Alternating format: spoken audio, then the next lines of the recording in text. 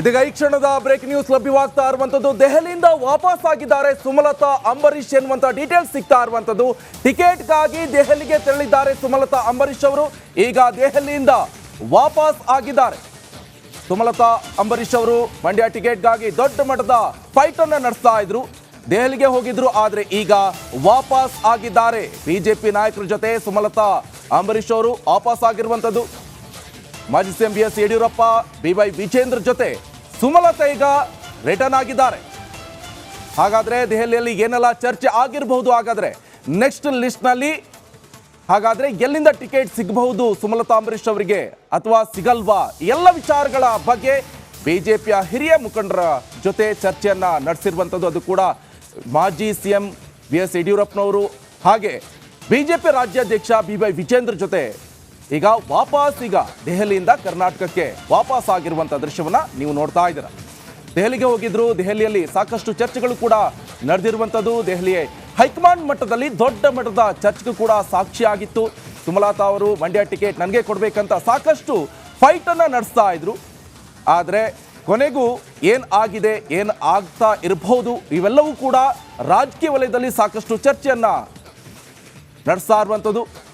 ಈಗ ಬಂದಿರುವಂಥ ಅಪ್ಡೇಟ್ ಅಂತ ಹೇಳಿದ್ರೆ ದೆಹಲಿಯಿಂದ ಇವೆಲ್ಲ ಮಾತುಕತೆಗಳನ್ನು ಮುಗಿಸಿ ವಾಪಸ್ ಈಗ ಕರ್ನಾಟಕಕ್ಕೆ ಬರ್ತಾ ಇರುವಂಥ ದೃಶ್ಯವನ್ನ ನೀವು ಗಮನಿಸ್ತಾ ಇದ್ದೀರಾ. ಟಿಕೆಟ್ಗಾಗಿ ದೆಹಲಿಗೆ ತೆರಳಿದ್ರು. ಅಲ್ಲಿ ಬಿಜೆಪಿಯ ವರಿಷ್ಠರನ್ನ ಮಾತನಾಡಿಸುವಂಥ ಪ್ರಯತ್ನ ಕೂಡ ನಡೆದಿರುವಂಥದ್ದು. ಅಲ್ಲೂ ಸಾಕಷ್ಟು ಚರ್ಚೆಗಳಿಗೂ ಕೂಡ ಗ್ರಾಸವಾಯಿತು. ಯಾವ ಕ್ಷೇತ್ರದಲ್ಲಿ ನಿಂತರೆ ಲಾಭ ಆಗುತ್ತೆ ಹಾಗಾದರೆ ಬಿಜೆಪಿಗೆ? ಯಾಕಂತ ಹೇಳಿದ್ರೆ ಸುಮಲತಾ ಅಂಬರೀಶ್ ಅವರು ಪಕ್ಷೇತರ ಅಭ್ಯರ್ಥಿ. 2019ರಲ್ಲಿ ವಿನ್ ಆಗಿದ್ರು, ಆದರೆ ಬಿಜೆಪಿಗೆ ಸಪೋರ್ಟ್ ಮಾಡಿದ್ರು. ಮಂಡ್ಯ ಟಿಕೆಟ್ಗಾಗಿ ಫೈಟ್ ಅನ್ನ ಇಟ್ಟಿರುವಂಥದ್ದು. ಡಿಸ್ಕಷನ್ಸ್ ಮಾಡಿದ್ವಿ. ಇನ್ನು ಯಾವುದೇ ಅಂತಿಮ ನಿರ್ಧಾರ ಆಗಿಲ್ಲ ಅಂತಾನೆ ನನಗಿರೋ ಮಾಹಿತಿ. ಅದನ್ನೇ ನನಗೆ ಅವ್ರು ಕನ್ವೆ ಮಾಡಿದ್ರು. ಇನ್ನು ಇವತ್ತು ವಿಜೇಂದ್ರ ಅವರನ್ನು ಹೇಳಿದ್ರಲ್ಲ 22nd ಯಾವುದೂ ಫೈನಲೈಸ್ ಆಗಲ್ಲ ಅಂತ. ಸೊ ಪ್ರಧಾನಮಂತ್ರಿಗಳು ಹಾಗೂ ಹೋಮ್ ಮಿನಿಸ್ಟರ್ ಅವರು ಕೂತ್ಕೊಂಡು ಚರ್ಚೆ ಮಾಡಿಯೇ ಎಲ್ಲವೂ ಒಂದು ಅಂತಿಮ ನಿರ್ಧಾರವನ್ನು ಮಾಡೋದು. ಮೇಡಮ್, ಈಗ ಚಿಕ್ಕಬಳ್ಳಾಪುರಕ್ಕೆ ಸ್ಪರ್ಧೆ ಮಾಡ್ತಾರೆ ಅನ್ನೋ ಮಾತುಗಳು ಸಹ ಕೇಳ್ಬರ್ತಿದೆ. ಹೈಕಮಾಂಡ್ ಕೂಡ ಸೂಚನೆ ನೀಡಿದೆ.